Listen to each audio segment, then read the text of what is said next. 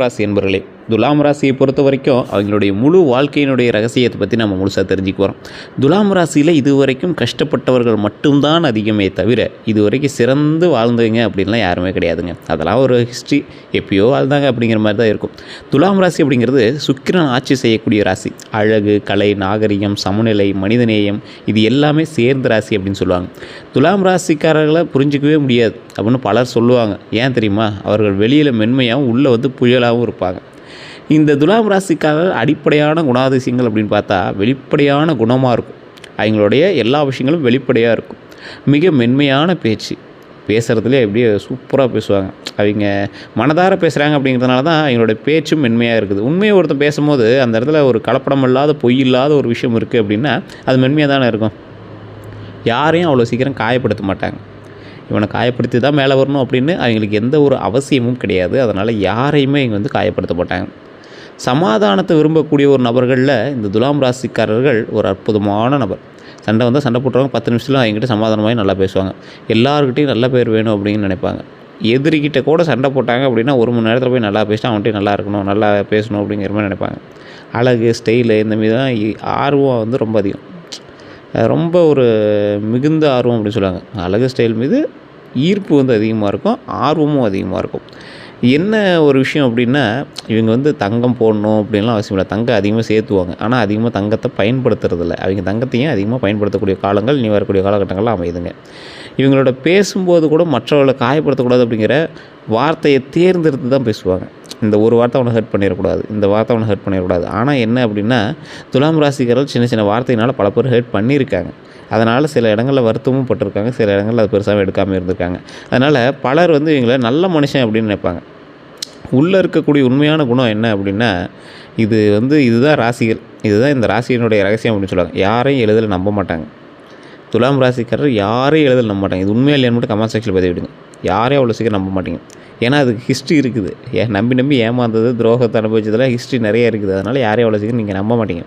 மனதில் எல்லாமே சேமித்து வைப்பீங்க. உள்ளே அப்படியே மைண்டுக்குள்ளேயே இது இப்படி பண்ணால் இப்படி நடக்கும், இப்படி பண்ணால் இப்படி நடக்கும். மனசில் எல்லாத்தையும் சேமித்து வைப்பீங்க. பழிவாங்கும் குணம் மறைமுகமாக இருக்கும். டைரெக்டாக நீங்கள் பழி வாங்கலை அப்படின்னாலும் மறைமுகமாக நீங்கள் பழி வாங்குவீங்க. ஒரு முறை முடிவு செஞ்சீங்க அப்படின்னா மாற்ற முடியாது. அது என்ன காரணமோ என்னன்னே தெரியல. ஒரு முறை நீங்கள் முடிவு பண்ணிட்டீங்க, அதுக்கப்புறம் நீங்கள் மாற்றவே மாட்டீங்க. துலாம் ராசி மனிதனை கோபப்படுத்த பார்த்தா அது கடைசி கட்டம்.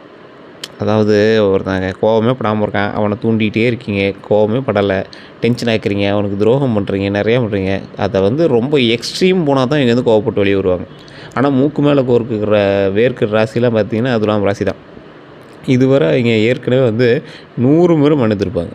உங்கள்கிட்ட ஒரு சண்டை போடுறான் அப்படின்னா அவன் நீங்கள் எத்தனை தடவை மன்னிப்பீங்க? ஒரு டைம் விடுவீங்க, 2 டைம் எக்ஸ்கியூஸ் பண்ணுவீங்க. ஆனால் துலாம் ராசிக்காரில் அவன் 100 டைமுக்கு மேலே மன்னிச்சு விடுவாங்க. அதுதான் அதில் பெரிய ஹைலைட்டு. துலாம் ராசியினுடைய வாழ்க்கையில் வரக்கூடிய கஷ்டங்கள் அப்படின்னு பார்த்தா, துலாம் ராசி இவங்களோட வாழ்க்கை எளிதாக இருக்காது. ஏன் தெரியுமா? இவங்க நல்லவங்களால் இருக்கிறதுனால கஷ்டம் அதிகம்தான். ஒருத்தன் எல்லா விஷயத்தையும் பார்த்தவன், கஷ்டத்தை மட்டுமே பார்த்தவன்ட்ட போய் நல்லவனாக இருக்கணும்னு ஆசைப்பட்டா அவன் நிறைய கஷ்டங்களை அனுபவிச்சுட்டே தானே இருந்திருப்பான். எப்படி வேணாலும் இருந்துக்குவேன் அப்படிங்கிறவன் எதையுமே பெருசாக எடுத்துக்க மாட்டான். ஆனால் இப்படி தான் இருக்கணும் அப்படின்னு கரெக்டாக வாழ்ந்துட்டு இருக்கிறவன்ட்ட சின்ன சின்ன விஷயங்கள் கூட அவனுக்கு ரொம்ப கஷ்டமாக தான் இருக்கும். அதாவது ஒரு திருடனை போய் ஒரு அடி அடித்தா அவன் பெருசாக எடுத்துக்க மாட்டான். நல்லா இருக்கிறவன் அடி அடித்தா அவன் வாழ்க்கை ஃபுல்லாக மறக்க மாட்டான்ல. அந்த மாதிரி சின்ன சின்ன கஷ்டங்களை இந்த ராசிக்காரில் அனுபவிச்சுட்டு தான் இருக்காங்க. துலாம் ராசி மாதிரி நல்லவனும் கிடையாது, துலாம் ராசி மாதிரி ஏமாளியும் கிடையாது, துலாம் ராசி மாதிரி கோபக்காரனும் கிடையாது, துலாம் ராசி மாதிரி மன்னிச்சு விட்றவனும் கிடையாது. இதுதான் அதில் பெரிய ஹைலைட்டு. இதில் நண்பர்களால் ஏமாற்றம் துலாம் ராசிக்காரர்களுக்கு ரொம்ப அதிகம். நண்பர்களுக்காக எல்லாம் செய்வாங்க. ரொம்ப அதிகமாக செய்யக்கூடிய நபர்களில் துலாம் ராசிக்காரர்கள் ஒருத்தர். ஆனால் திரும்ப கிடைப்பது துரோகம் தான். இது எத்தனை பேர்த்துக்கு அப்படி அமைஞ்சிருக்கு அப்படின்னு மறக்காமல் கமெண்ட் செக்ஷனில் பதிவு விடுங்க. நிறைய பேர் சொன்ன விஷயங்கள், இது சொன்ன விஷயங்களில் இது ஒன்றும் கருத்து கணிப்பு இல்லைங்க. சொன்ன விஷயங்கள் மட்டும் இல்லை, துலாம் ராசிக்கு இது கட்டாயம் நடந்திருக்கும். காரணம் என்னென்னா இவங்களோட கட்டமே அப்படி தான் இருக்குது. அதாவது ஆனால் திரும்ப கிடைப்பது துரோகம் அப்படிங்கிறது ஒரு முக்கியமான விஷயமா இருந்தாலும், நான் இவனுக்காக இவ்வளோ செஞ்சேன் அப்படிங்கிற வார்த்தை இந்த வரி துலாம் ராசிகள் வாழ்க்கையில் கண்டிப்பாக வரும். நிறைய டைம் வந்திருக்கும். அவனுக்கு நான் அப்போ அவ்வளோ பண்ணேன், அவன் அவ்வளோ பண்ணால் இப்போ நான் இவனுக்கு இவ்வளோ பண்ணிகிட்ருக்கேன் அப்படிங்கிற வார்த்தைகள் அதிகமாக வரக்கூடிய சில நபர்களில் துலாம் ராசிகளில் ஒரு முக்கியமான நபர் அப்படின்னு சொல்லுவாங்க. உறவினர்களால் மனவேதனை அடையக்கூடிய ராசிகளில் இந்த ராசி ஒரு முக்கியமான ராசி. குடும்பத்திற்காக தங்களை தியாகம் செய்வாங்க, ஆனால் மதிப்பு கிடைக்காது. குடும்பத்துக்காக தியாகம் செய்வாங்க, ஆனால் அவங்களுக்கு அதற்கான மதிப்பு கிடைக்காது. இன்றைக்கு காலகட்டத்தில் துலாம் ராசியோட பணத்தில் தான் வந்து ஃபேமிலியை ரன் ஆகிட்ருக்கும். வருங்காலத்தில் ஃபேமிலியில் இருக்கிற எல்லார் மூலமாக வருமானம் உண்டு. ஆனால் இன்னைத்து காலகட்டத்தில் துலாம் ராசியினுடைய கையில் உள்ள பணம் தான் சுழண்டுட்ருக்கும். ஒரு சில துலாம் ராசிக்காரர்கள் இன்னும் பணம் வந்து கரெக்டாக நின்று இருக்காது, சரியான வருமானம்னு வந்திருக்காது, சரியான தொழில் பண்ணக்கூடிய அளவுக்கு அவங்களுக்கு வந்து இந்த தெம்பு வந்திருக்காது. இப்போ கொஞ்சம் ஏற்ற இறக்கமான நாட்கள் தான். அதனால் நீங்கள் வந்து கவலைப்படாமல் பொறுமையாக இருந்தீங்க அப்படின்னா போதுமானது. இந்த காலகட்டம் வந்து உங்களை குழப்ப வைக்கக்கூடிய காலகட்டங்களாக அமையுது. அதாவது என்ன பண்ணலாம், அப்படி பண்ணலாம், இப்படி பண்ணலாம் அப்படின்னு உங்களை வந்து ஒரு மைண்டு குழப்பத்திலே தான் வச்சுருக்கே தவிர செலவுகள் கொஞ்சம் அதிகப்படுத்திவிட்ருக்கு. குடும்பங்கள் ஒன்று சேரக்கூடிய காலகட்டம், குடும்பத்துக்காக செலவு பண்ணக்கூடிய காலகட்டம், ஹாப்பியாக இருப்பீங்க. அதனால் நீங்கள் வந்து கவலைப்பட தேவையில்லை. குடும்பத்திற்காக தங்களை தியாகம் செய்வார்கள், ஆனால் மதிப்பு கிடைக்காது எங்களுக்கு. பல துலாம் ராசிக்காரங்களோட வாழ்க்கையில் உணரக்கூடிய உண்மை, நான் இல்லாத போது தான் எனது அது மதிப்பு தெரியும் அப்படிங்கிற மாதிரி.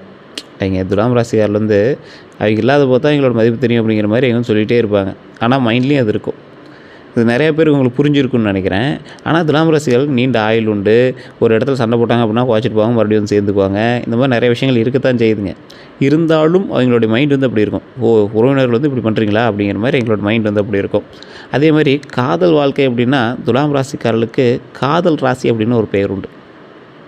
ஆனால் வாழ்க்கை அது எப்படி இருக்கும்? காதல் ஒரு பக்கம் இருந்தாலும் ஒரு பக்கம் காதல், இன்னொரு பக்கம் துரோகம், தவறான மனிதரை தேர்வு செய்கிறது, மனம் உடைகிறது, இந்த மாதிரி விஷயங்கள் தான் உங்களோட லைஃப்பில் கொஞ்சம் அதிகமாக நீங்கள் வந்து பார்த்துருப்பீங்க. பலர் வந்து லேட் மேரேஜ் அப்படின்னு சொல்லுவாங்க. செகண்ட் லவ், டிலேடு ஹாப்பினஸ், இந்த மாதிரிலாம் இருக்கும். அதாவது லேட் மேரேஜ் அப்படின்னா பல வருடங்கள் கழித்து தான் நீங்கள் வந்து திருமணம் செய்வீங்க. செகண்ட் லவ் அப்படின்னு சொல்லுவாங்க. திருமணத்தில் அடுத்த காதல் அப்படிங்கிற மாதிரி இருக்கும்ல, அடுத்த காதலுக்காக நீங்கள் வெயிட் பண்ணி பண்ணுற மாதிரிலாம் இருக்கும். டிலேடு ஹாப்பினஸ், உங்களுக்கு வரக்கூடிய சந்தோஷமானது கொஞ்சம் தள்ளி வருது, அவ்வளோதான், பெரிய இதெல்லாம் கிடையாதுங்க. பண விஷயத்தில் சோதனைகள் வரக்கூடிய காலகட்டமாக இந்த காலகட்டங்கள் அமைகிறதுக்கான வாய்ப்புகள் கொஞ்சம் அதிகம். பணம் வரும், ஆனால் நிலைக்க கொஞ்சம் கேப் விட்டு தான் நிலைக்கும். இப்போ நிலைக்காது, கொஞ்சம் கேப் விட்டு நிலைக்க ஆரம்பிக்கும். பிறருக்காக செலவு பண்ணுவீங்க. உங்களுக்காக நீங்கள் பண்ண செலவுகள் ரொம்ப நீங்கள் இன்றைக்கி ஒரு கவுண்ட் பண்ணுங்கள். இப்போ ஒரு நிமிஷம் அப்படியே வீடியோவை பாஸ் பண்ணிட்டு கூட உங்களுடைய வாழ்க்கையில் நீங்கள் வந்து பணத்தை சம்பாரிச்சிங்கல்ல, அதை யாருக்காக அதிகமாக செலவு பண்ணிங்க நோட் பண்ணி பாருங்கள். உங்களுக்காகவா இல்லை ஃபேமிலிக்காகவான்னு பார்த்தா ரொம்ப கம்மியாக இருக்குது நீங்கள் உங்களுக்காக பண்ணது. பிறருக்காக செலவு செய்வதில் துலாம் ராசிக்காரர்கள் மிகச்சிறந்தவர்கள், ஆகச்சிறந்தவர்கள். அதனால் ஏமாளின்னு சொல்கிறதா, பாசக்காரன் சொல்கிறதா, குடும்பஸ்தான்னு சொல்கிறதா, என்னன்னு சொல்கிறதுனே தெரியாது. நம்பிக்கை வச்சு பணம் கொடுத்து ஏமாற்றம். ஒருத்தர் மேலே நம்பிக்கை வச்சு பணம் கொடுப்பீங்க, ஆனால் ஏமாற்றம் அடைஞ்சிருப்பீங்க. கடன் பிரச்சனை கொஞ்சம் அதிகமாகவே இருக்குங்க. கடன் பிரச்சனை கொஞ்சம் அதிகமாகவே இருக்கக்கூடிய காலகட்டமாக இருக்கும். அந்த கடன் பிரச்சனை எல்லாமே சால்வ் ஆகும். அது நீங்கள் வந்து பயப்பட தேவையில்லை. துலாம் ராசிக்கு யார் எதிரிகள்? துலாம் ராசியை பொறுத்த வரைக்கும் வெளியில் அமைதியாக இருப்பாங்க, பல மறைமுக எதிரிகள் இருப்பாங்க. அதாவது துலாம் ராசி வெளியில் அமைதியாக இருப்பதனால பல மறைமுக எதிரிகள் இருப்பார்கள். உங்களுக்கு தெரியாத எதிரிகள் திடீர்னு அவங்க வந்து முளைச்சி வருவாங்க. உங்களை வந்து ஆட்டி வைக்கிறதுக்கு திடீர்னு முளைச்சி வரக்கூடிய சில ராசிகள் நிறைய பேர் இருக்காங்க. அதே போல் முக்கியமான எதிரி ராசி அப்படின்னு பார்த்திங்கன்னா இவங்க கூடலாம் கொஞ்சம் அதிகமாக சண்டை வரும். இப்போ நட்பு வட்டாரமாக இருந்தாலும் ஒரு சில டைமில் அவங்க தான் உங்களுக்கு பகையாளியாகவும் இருந்திருக்கிறதான வாய்ப்புகள் அதிகம். ரிஷபம், கடகம், மகரம், மேஷம், இந்த 4 ராசி, ரிஷபம், கடகம், மகரம், மேஷம், இதெல்லாம் யார் உங்களோட உறவினராக இருக்காங்க, ஃப்ரெண்ட்ஸாக இருக்காங்கன்னு பாருங்கள். அவங்க வந்து மறைமுக எதிரின்னு கூட சொல்லலாம். அவங்க அதுக்கோசம் நீங்கள் போய் சண்டை போடணுங்கிற அவசியம் இல்லைங்க. அதாவது இந்த ராசியில் இருக்க யாரோ ஒருவர், எல்லாருமே கிடையாது, யாரோ ஒருவர், நேரடி சண்டை இல்லை, ஆனால் பின்னால் தடைகள். ஸோ அதனால் அவங்ககிட்ட கொஞ்சம் எச்சரிக்கையாக இருக்கிறது ரொம்பவே நல்லது. மறைமுக எதிரிகள் யார் அப்படிங்கிறது நீங்கள் வந்து ஃபஸ்ட்டு ஐடென்டிஃபை பண்ணிக்கணும். இவங்க ரொம்ப மிகவும் பாதிப்பவர்கள். அவங்க வந்து உங்களை ரொம்ப ஒரு பாதிக்கக்கூடிய ஒரு நபர்களாக இருப்பாங்க. மிகவும் நெருக்கமான நண்பராக இருக்கலாம். ஓகேவா?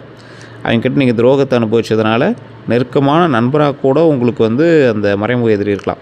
வேலை இடத்துல நெருக்கமான சக ஊழியர், வேலை செய்யக்கூடிய இடத்துல நெருக்கமான சக ஊழியராக கூட இருக்கலாம். அது உங்களுடைய வேலையிலேயே நீங்கள் வந்து கண்டுபிடிச்சிருவீங்க. ஆமாம் சார், இவன் ஏற்கனவே இப்படி பண்ணான் சார் அப்படிங்கிற மாதிரிலாம் இருக்கும். உறவினர்கள், உங்களுடைய உறவினர் யார்? ரொம்ப க்ளோஸ் உறவினராக இருக்கலாம், இல்லை வேறு யார் இருக்கலாம். முன்னாள் காதல். துலாம் ராசி எதிரி அப்படின்னா அறிமுகமானவர் மட்டும்தான் எங்களுக்கு எதிரி. தூரத்துலேருந்து எவனோ ஒருத்தர் தெரியாமல், சரி என்னை யாருனே தெரியாமல் வந்து அடிச்சிட்டான் சார் அப்படிலாம் எவனுமே இருக்க மாட்டான். துலாம் ராசிக்கு எதிரி வந்து அறிமுகமானவர்கள் மட்டும்தான் எதிரியாக இருப்பாங்க. துரோகம் அப்படின்னு பார்த்தா துலாம் ராசி வாழ்க்கையில் ரகசியம் அப்படின்னா இவங்களோட வாழ்க்கையில் 3 பெரிய துரோகங்கள் இருக்குங்க. நண்பர் துரோகம், நம்பிக்கை வச்சு ரகசியம் சொல்லுவாங்க, அதே ரகசியம் அவர்களை வந்து காயப்படுத்தும், அது வந்து ஆயுதமாக மாறும். அதே போல் காதல் துரோகம், இவர்கள் உண்மையாக காதலிப்பாங்க, ஆனால் தவறான மனிதர் தேர்வு செய்வாங்க. ஒரு நல்ல காதலிச்சு தவறான மனிதர் தேர்வு செஞ்சால் எப்படி இருக்கும்? ஒவ்வொருத்தரும் இந்த வண்டியில் உட்கார வச்சுட்டு ஹெல்மெட் எடுத்து பின்னாடி மண்டையிலே அடிச்சுட்டு போவானுங்கள்ல, நிறைய இப்போ வீடியோக்கள்லாம் வந்து வெளியாகிருக்கும். அந்த மாதிரி காதல் துரோகம், வேலை துரோகம், இவர்களில் உழைப்பை பயன்படுத்தி மற்றவங்க புகழ் பெறுவாங்க, மற்றவங்க உழைச்சிருப்பாங்க. நீங்கள் ஒரு இடத்துல வேலை செஞ்சுருப்பீங்க, உழைப்பெல்லாம் உறிஞ்சிடுவாங்க. உழைப்பெல்லாம் உறிஞ்ச பிறகு என்னவோ உங்களால் ஒரு இது கூட இல்லை, உங்களால் தான் லாஸ் அப்படிங்கிற மாதிரி சொல்லிட்டு போவாங்க. அப்போ ஒரு மனசு கஷ்டமாக இருக்கும்ல அந்த விஷயங்கள். சரி, இது எல்லாம் துரோகங்கள் அடிப்படையில் வந்துருச்சு. அடுத்த 12 நாட்கள் எப்படி இருக்க போகுது? இது முக்கியமான பகுதி. அடுத்த 3 நாள், ஃபஸ்ட்டு 3 நாளில் மன அழுத்தம் இருக்கும், குழப்பம் இருக்கும், முக்கிய முடிவெடுக்க வேண்டிய சூழ்நிலை, அவசரம் வேண்டாம். இந்த 3 நாள் நீங்கள் கரெக்டாக பண்ணிங்க அப்படின்னா அடுத்து வரக்கூடிய 9 நாள், அந்த ஃபஸ்ட்டு 12 நாள், அடுத்த 12 நாள் கழிச்சு வீடியோ போட்டுருவேன். அந்த மீதி இருக்கக்கூடிய 9 நாள் நீங்கள் வந்து கரெக்டாக மூவ் பண்ணலாம். இது ஃபஸ்ட்டு ஸ்டார்டிங்கில் கொஞ்சம் ஜெர்க் அடிக்கிற மாதிரி தான் இருக்கும், உங்களுக்கு கொஞ்சம் பொறுமையாக தான் இருந்தாகணும். அடுத்தது 3 நாள் கழித்து நல்ல செய்தி வரும், பணவரவு ஆரம்பம், பழைய பிரச்சனை முடிவுக்கு வரும். அதாவது பணவரவு ஆரம்பிக்கக்கூடிய ஒரு தருணமாக அமையுது. அதே போல் கவனமாக இருங்க. அடுத்த ஒரு 7 to 9வது நாளில் கவனமாக இருங்க, யாரையும் நம்பாதீங்க. கையெழுத்து வைக்கும் விஷயங்களில் கவனம். கையெழுத்து போடுறது, செக்யூரிட்டியாக இருக்கிறது, வேறு யாருக்காவது ஜாமீன், அதெல்லாம் ரொம்ப கவனமாக இருங்க.